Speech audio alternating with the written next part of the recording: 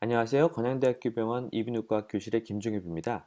이번 시간에는 저번 시간에 개념에 대해서 설명을 드렸었죠. 로지스틱 리그레션 테스트, 로지스틱 회귀 분석에 대한 내용을 RStudi오에서 함께 실습해 보면서 따라해 보도록 하겠습니다.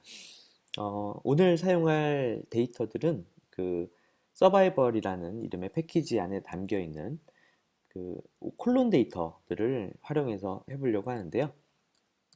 서바이벌이라는 패키지를 먼저 불러오려면 require라는 함수를 이용해서 survival, 자체 내장 함수니까요. 실습하기 딱 좋죠. 이렇게 해서 control return 이렇게 되면 이제 survival이라는 패키지가 로드가 됐고요. 그 다음에 메모리에 이제 올린 겁니다. 제가 이제 자꾸 이렇게 기초적인 이야기들을 반복해서 설명드리는 건 틀림없이 앞에까지는 혼자 잘 공부하시다가 중간부터 이 로지스틱 회귀 분석 정도 되면 이제 머릿속이 복잡해지고 키오스에 빠지거든요. 그래서 이 이런 강의들을 찾게 되는 분들이 틀림없이 계십니다. 그래서 제가 혹시나 한 마음에 기후에 간단한 것부터 다시 설명을 드리고요. 이해하기 쉬우신 분들은 컴퓨터 이런 플립드 러닝이라고 하죠.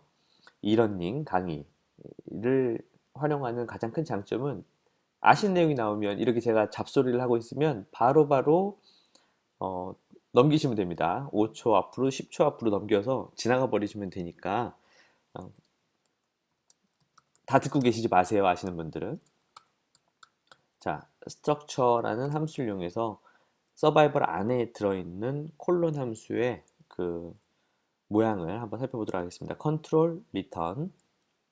네, 결과를 보시면 데이터 프레임들이 밑에 관찰되는 거 볼 수가 있습니다. 이 데이터는 그 콜론 캔서 1858명의 그 환자들을 대상으로 16개의 변수들을 정리해 놓은 데이터라는 걸 일단 일목요연하게 볼 수가 있고요. 안에는 아이디, 뭐, 그러니까 이제 일련 번호죠. 그리고, 뭐, 스터디 넘버, 그리고 뭐, 레지멘이겠네요. 약들 어떤 걸, 그냥 옵저베이션, 이건 관찰 그룹이고, LEV. 저는 사실은 그 온콜로지스트가 아니고 콜론 캔서를 보는 의사는 더더욱 아니어서 이 LEV가 뭐의 약자인지는 모르겠습니다. 뭐 관심도 없고요. LEV 플러스 뭐 5FU라는 약을 같이 동반해서 처방한 경우인 모양입니다. 이런 것들 뭐 실습 데이터고 우리는 각자 자기의 데이터를 가지고서 이제 연구를 할 거기 때문에 그 이상 뭐 정확한 것들은 살펴보지 않겠습니다. 이 데이터가 저희한테 주는 건 실습으로서의 의미밖에 없으니까요. 성별, 나이, 그리고 뭐 이제 옵스트럭션 유무, 퍼포레이션, 어디전, 뭐 유착이겠죠. 뭐 노드의 유무, 노드의 개수겠네요. 그리고 스테이투스가 여러분들 우리 같이 지금 실습을 할 때 가장 중요한 변수인데요. 이 변수가 1이면 사망하거나 재발한 경우를 말하고요. 0이면 네, 0이면 지금 재발 없이 잘 생존해 계신 경우를 말합니다. 그러니까 결국은 종속 변수, 결과 변수이겠죠. 우리는 나머지 이런 여러 가지 환자에 대한 정보들을 가지고서 이 환자의 예후를 예측하는 회귀 모델. 여기에서는 앞에서 저희가 살펴본 내용이 있죠. 로지스틱, 살거나 사망하거나 있거나 없거나와 같은 이항분포에 관련된 분석을 여기에서는 스테이투스라는 종속 변수에 대해서 이항분포죠. 0과 1로 구성되어 있지 않습니까? 이 결과를 예측하는 모델을 만들어 보도록 하겠습니다. 자, 여기에서요. 어렵지 않습니다. 쭉 따라오시죠. 먼저 여러분들 항상 하실 때 이와 같이 데이터 필업을 하고 나면 음, 이거는 뭐 직접 연구자가 해도 그렇고요. 또는 전공 선생님들과 함께 연구를 하다 보면 빈 칸이 상당히 많습니다. 그래서 모든 연구를 할 때 먼저 NA, omit이라는 명령어를 활용해서요. 먼저 콜론 안에 있는 데이터들을 한번 살펴볼게요. 뷰 함수를 이용해서 콜론, 컨트롤 리턴 쳐보시면 네, 테이블이 뜨고요. 보시면 이와 같이 데이터들이 쭉 있는 걸 알 수가 있는데 가끔 이제 빈칸들이 있을 수가 있습니다. 그래서 그 빈칸들을 없애기 위한 오더로 na.omit이라고 해서 넣은 거고요. 없을 수도 있습니다. 다 차 있을 수도 있죠. 이건 샘플 데이터에서 다 차 있을 가능성이 더 높긴 하겠네요. 하지만 혹시 모르니까 일단은 제가 한 거고요. 그리고 자, 우리는 지금 콜론 1에다가 NA 오민에서 제거한 것들을 담았고요. 콜론, 콜론 1 만들어지지 않았네요. 다시 컨트롤 리턴 그리고 다시 콜론 1. 네, 아까 그걸 실행하지 않았던 모양입니다. 보시면 1776 엔트리, 원래 1858명의 관찰이었는데 애니 오미슬에서 빈칸이 있는 행들을 전부 제거하고 나니까 남아있는 건 1776명입니다. 아까 이렇게 살펴봤을 때는 안 보였지만 사실 안에 빈칸이 있는 정말 리얼 샘플 데이터인 모양입니다. 꽤 줄었다는 걸 볼 수가 있고요. 자, 바로 회귀 분석식을 만들어 보도록 하겠습니다. result라는 변수를 설정을 하고 우리가 어떤 함수를 써야 된다고 했죠? 바로 GLM, Generalized Linear Model을 구현하기 위한 함수 GLM을 활용해서 만들면 됩니다. 먼저 종속 변수로 사용하고 싶은 것들을 앞에다 명시를 하고요. 그 다음에 우리가 이걸 예측하기 위해서 필요하다라고 생각되는 변수들을 일단은 몽땅 담는 겁니다. 그래서 업스트럭도 들어가야 될 것 같고, 그 다음에 퍼포가 있고 없고, 뭐 띄어쓰는 거는 컴퓨터는 띄어쓰기를 전혀 관심 두지 않으니까 띄어써도 되고요. 나중에 보기 편하게 붙여 쓰셔도 되고, 각자 희망하시는 대로 하시면 됩니다. 뭐 전이 여부, 어디까지 퍼져 있는지, 뭐 이런 것들을 전부 다 담은 다음에 그 다음에 패밀리라는 옵션을 주셔야 되는데 여기서는 일단은 바이노미얼 이라는 옵션을 주시고요. 이와 같은 데이터를 어디서 찾는다? 콜론 1에서 찾는다. 이렇게 하신 다음에 이게 이제 다 완성된 겁니다. 가로를 닫고 컨트롤 리턴.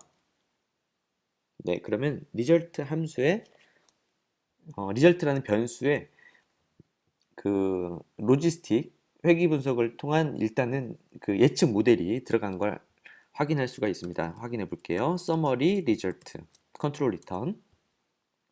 네, 보시면 이와 같은 이런 포뮬러를 이런 공식을 이용해서 예측을 했을 때 각각에 대한 그 예측값들과 그 기울기라고 해죠. 회귀 개수와 그리고 p-밸류들이 전부 다 이렇게 나와 있는 것들을 볼 수가 있습니다. 어떤 것들은 뭐 아주 이런 성별 나이는 그렇게 크게 영향을 미치지 않았던 모양입니다. p-밸류도 0.66이고요. 그리고 뭐 노드나 이런 것들은 꽤 의미가 있는 것 같습니다. 일단 보니까요. 굉장히 p-밸류도 낮고 0.1852445. 근데 우리 회귀 모양의 선택을 공부할 때 이걸 바로 받아들이는 게 아니라 이게 적정한지 그리고 어떤 변수들을 좀 서로 일부 제거하는 게 더 모델을 잘 설명하는 경우가 있죠. 그래서 모델의 선택에 대해서 저희가 배울 때 여러 가지 방법 중에서 스텝와이즈 로지스틱 리그레션을 이번에는 적용해서 먼저 한번 뽑아 보도록 하겠습니다. 그러니까 설명보다 한번 보시면 리듀스 모델 이번에는 백워드 엘리미네이션을 통해서 제거해가는 방식으로 할 거고요. 는 스텝 그 다음에 여기다 리절트를 넣습니다. 컨트롤 리턴 보시면 AIC 값이 쭉쭉쭉 떨어지면서 여기서 멈춰 있는 걸 볼 수가 있죠. 위에서부터 살펴보겠습니다. 위에서부터 살펴보시면 처음 모든 변수들을 전부 다 넣어서 결과를 예측했을 때 스테이투스라는 결과를 예측했을 때 AIC 값은 2264.43이었고요. 가장 p-밸류가 의미가 없는 것부터 이제 하나씩 빼가면서 모델을 다시 모델을 다시 구현해서 AIC 값을 계산하는 겁니다. 2264였던 게 하나를 빼고 나니까 2262로 감소한 걸 볼 수가 있고요. 모형을 더 잘 설명하고 있다는 이야기죠. 그 다음에 이렇게 이와 같은 방식으로 한 개 한 개 빼가는 겁니다. 2260.61, 2258, 2258, 57까지 떨어지고 나서 멈췄습니다. 그 이야기는 더 뺐더니 AIC가 다시 증가하더라라는 이야기입니다. 그래서 리듀스드 모델, 그러니까 이거는 저희가 지은 이름이고요. 그냥 단순히 이름일 뿐입니다. 변수의 이름을 점을 이용해서 지은 거고요.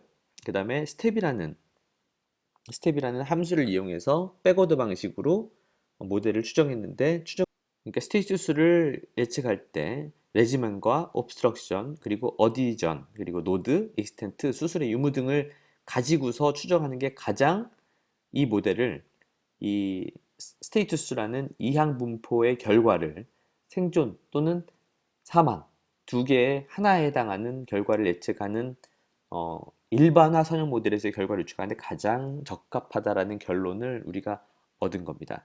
자, 여기에서 서머리 함수를 다시 이용해 가지고요. 서머리 위에 reduced 모델 이걸 다시 넣어서 컨트롤 리턴 보시면 여기에서 우리가 했던 그 모델을 봤을 때 각각에 대한 그 회귀 개수와 그 각각에 대한 p-value들이 일목요연하게 정리가 된 걸 볼 수가 있습니다. 하지만 요즘에는 이런 데이터들을 이야기할 때 이렇게 p-value와 회귀 개수를 정리해서 보고하지는 않고요. 대부분은 어떤 걸 이용하죠? 예, 오즈 레이쇼라고 해서 그 이를 중심으로 얼마나 그 중심에서 벗어나 있는지들을 보는 값들을 많이 활용합니다. 저희는 오즈 레이쇼를 보기 위한 방법으로 문건우 교수님께서 무료로 배포한 R 패키지죠. 문북을 이용해서 거기 안에 있는 함수들로 오즈 레이쇼를 추출해 보도록 하겠습니다. 먼저 require 문북이라는 뭔가 스펠링 틀렸나요? 이게 네. IRE 네. 이런 실수는 코드를 짤 때 늘 있는 실수죠. 부끄럽습니다만 늘 있다라는 이유로 덮고 갑니다.